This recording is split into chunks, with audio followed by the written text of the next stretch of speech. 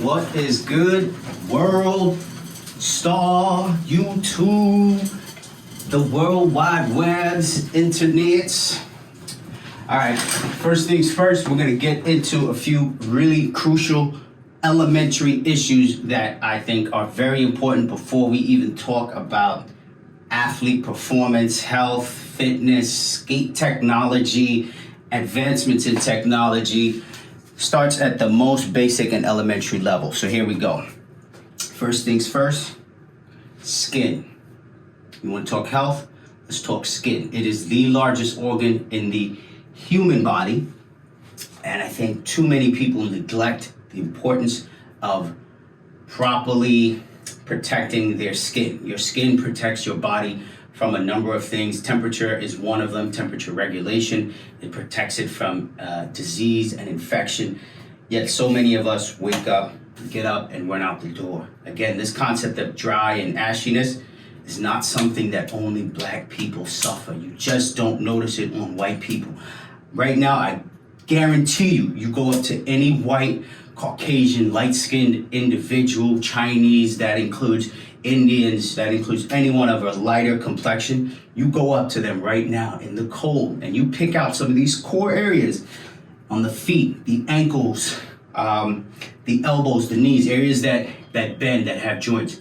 And you give it a little scratch and I guarantee you will see flaky, dry skin. 100% guaranteed. That is unless they moisturize. People buy all of these things like Vaseline, lotion for moisture. Not what I recommend. Vaseline is a petroleum-based product, and a lot of lotions have are water-based, right? Water dries you out as well. What I recommend is shea butter, and I recommend that you cover your entire body, top to bottom, inside every little nook and cranny and crevice, especially as an athlete. And here's why. To me, that is paramount. Several years ago, I suffered what is known as a skin infection or cellulitis. I had a very small, as the way the doctors describe it, it was a microscopic wound. A wound so small that it actually happened skating a ledge in Roosevelt Island, under the Roosevelt Island to Queens Bridge. And I remember, I had a little nick. First of all, I remember banging my knee. But to give you some backstory, I bumped my knee on this day. It was a rainy day. That's why we went to Roosevelt. I was wearing a pair of, let's say, Dickies or denim jeans that had probably not been washed in a significant amount of time.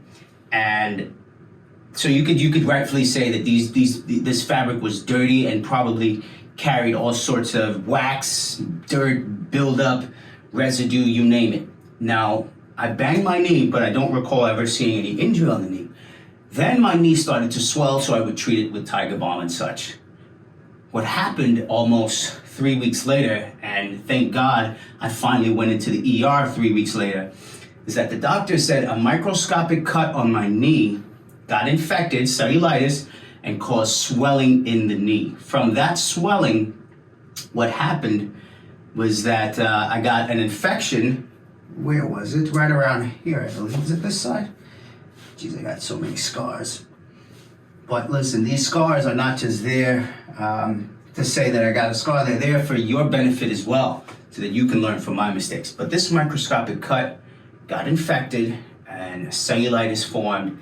And as the weeks went on, I kept rubbing it, kept buying different products, thinking I was making it better, stretching it. But the usage of my knee became less and less. The injury basically became more and more severe. And I'm going, this is weird. Normally I rub Tiger Balm on a bruise, it goes down. I put ice on it, it goes down. This thing kept getting drastically worse and worse to the point where I could barely bend my knee. Eventually what the doctors had to do was not different from a spinal tap, but they actually had to, before they even, first things first is that they cut the abscess or the accumulation of pus open. And the amount of this yellow, thick substance that came out was just disgusting. At the time, my girlfriend was with me.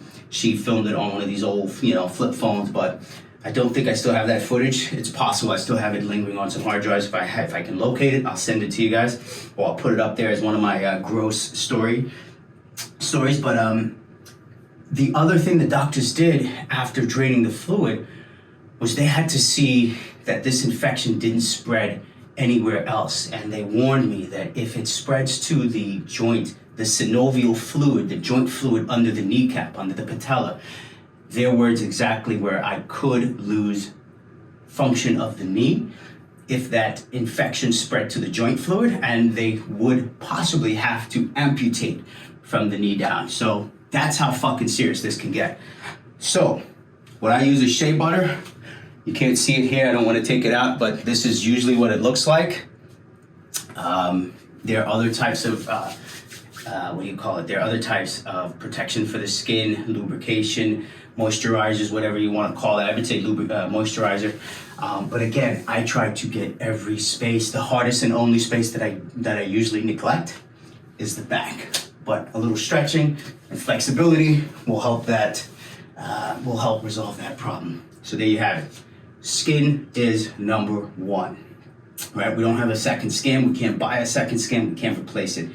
That's, to me, the basic, especially if you're grinding, doing tricks, if you're an outdoorsman, if you're a hiker, a climber, but most importantly, if you're an athlete that will at some point in time suffer any injuries or cuts or abrasions. Your skin is number one. Take care of your skin, it'll take care of you. Okay, number two.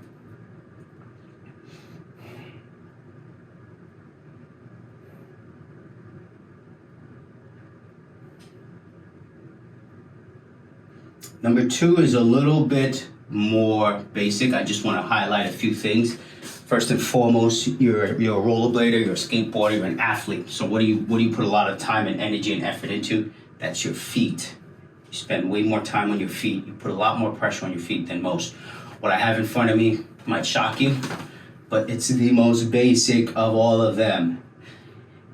Cotton. A lot of products today are not utilizing cotton. If you're wearing socks, I would strongly and highly suggest that you get 100% cotton socks if possible. You see on the market today a lot of these high-end brands and these polyester, these mismatched, woven, marketed bullshit products that don't do you any good.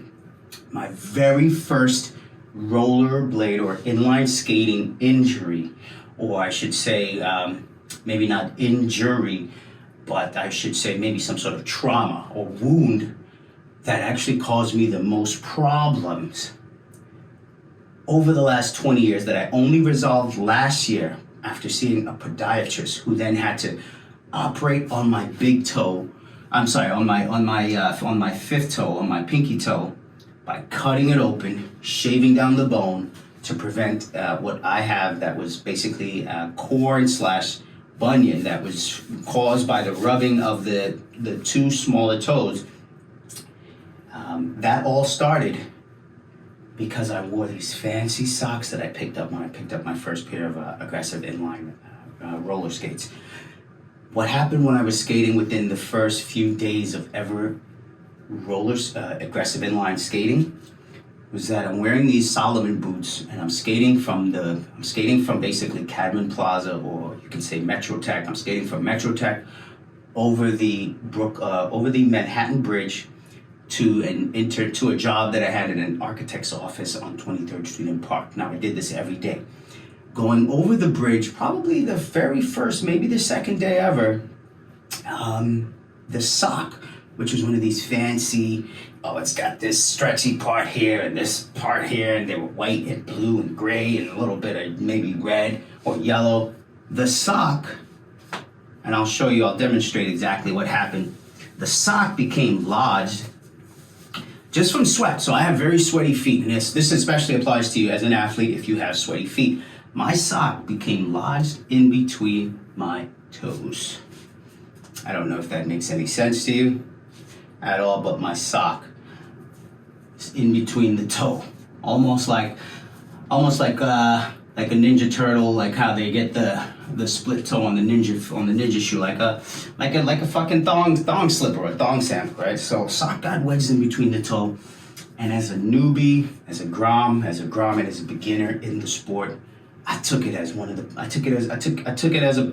punch. I took my punches and rolled with it, so to speak, and literally no pun intended, but you could say pun intended. I took it and just kept going. And I remember going, damn, this shit fucking hurts. I was like, damn, skates are uncomfortable. This sucks. Aggressive skates suck.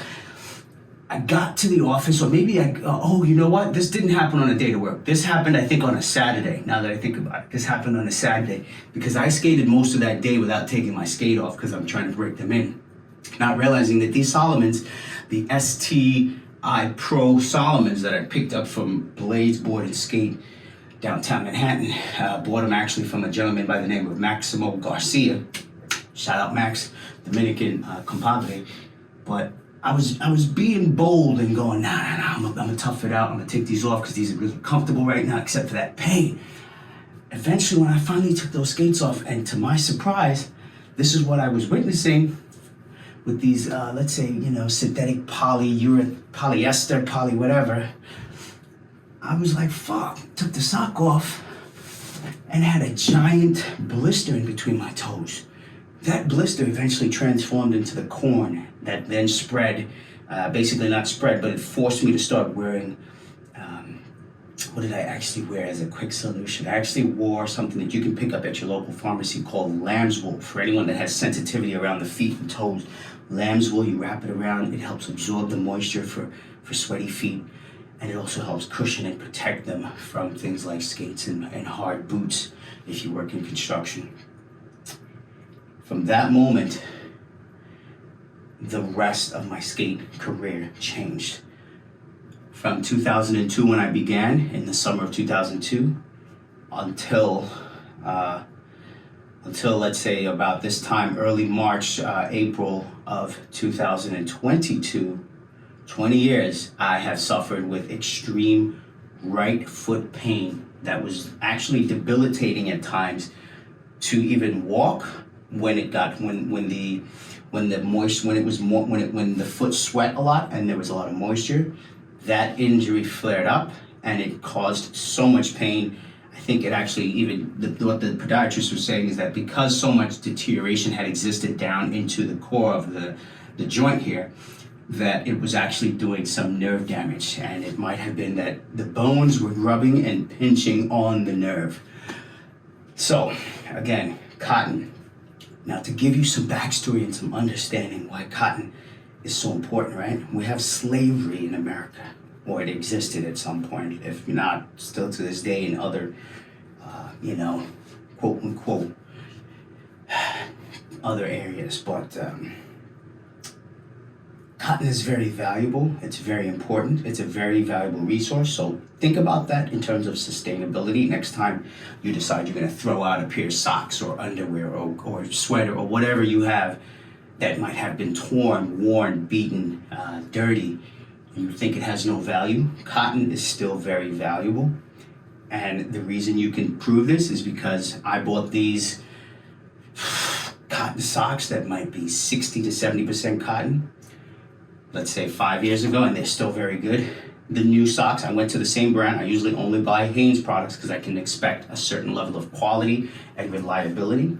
I went to that same product in the same types of stores, your Target, your whatever, your TJ Maxx, your Marshalls, you go to any store, any of these stores, and pick up that same product from 4 years ago, even 2 years ago, and you'll see that it does not have the same cotton content.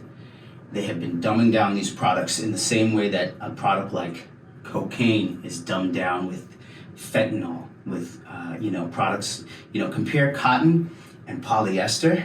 To me, cotton and polyester are like cocaine and crystal meth.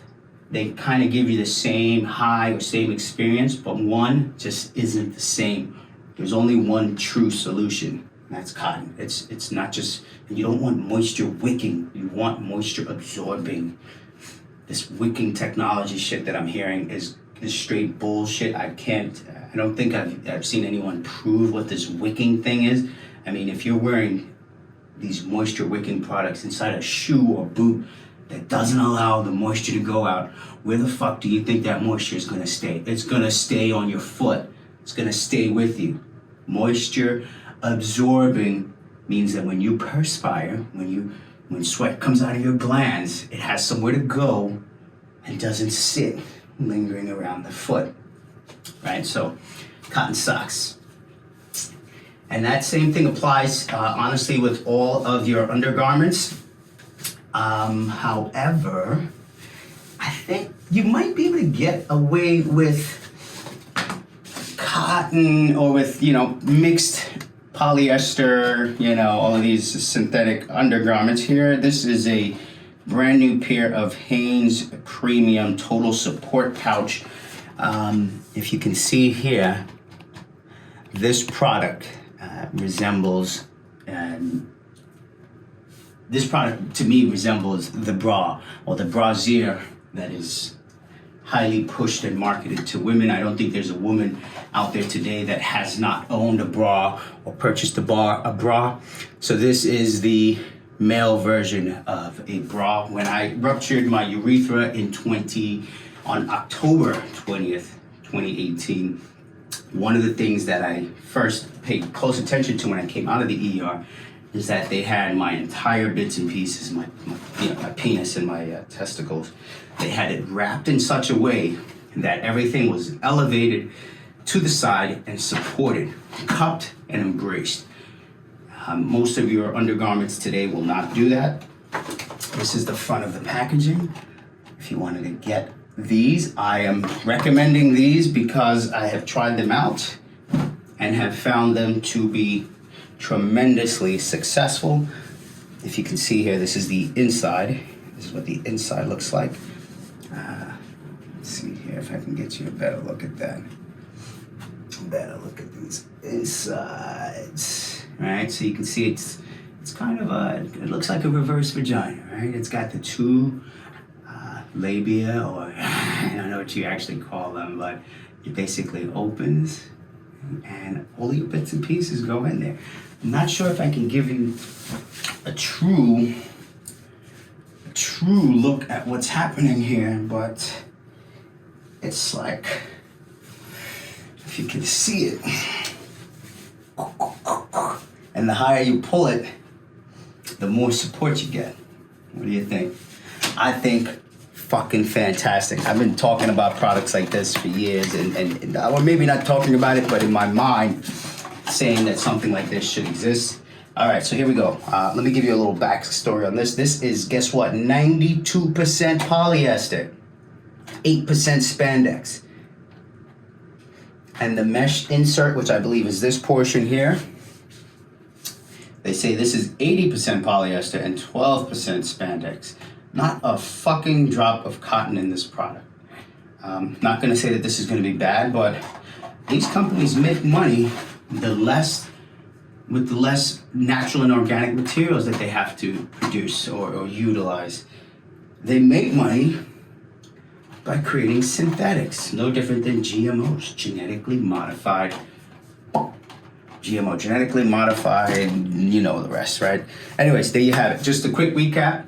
If you're starting with your health and the basics, the core elements of any athlete, breakdancer, street performer, or just anyone who wants to take better care of themselves, skin. Start with your skin, moisturize using things like shea butter, coconut oil, any product that's good for your interior, your hair, your interior, as in you can eat it, you can drink it, you can bite into it, and it's good for your exterior and your hair, is a product you should trust and you should hold dear.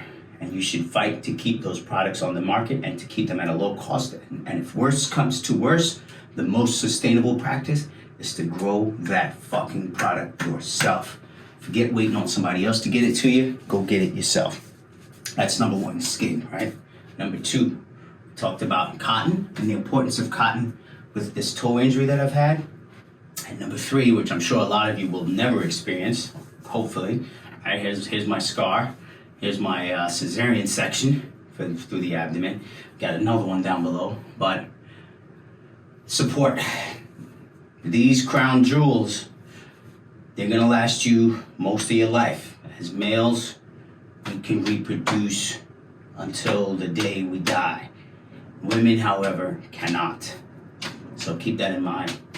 Peace, love, and blessings. Boom!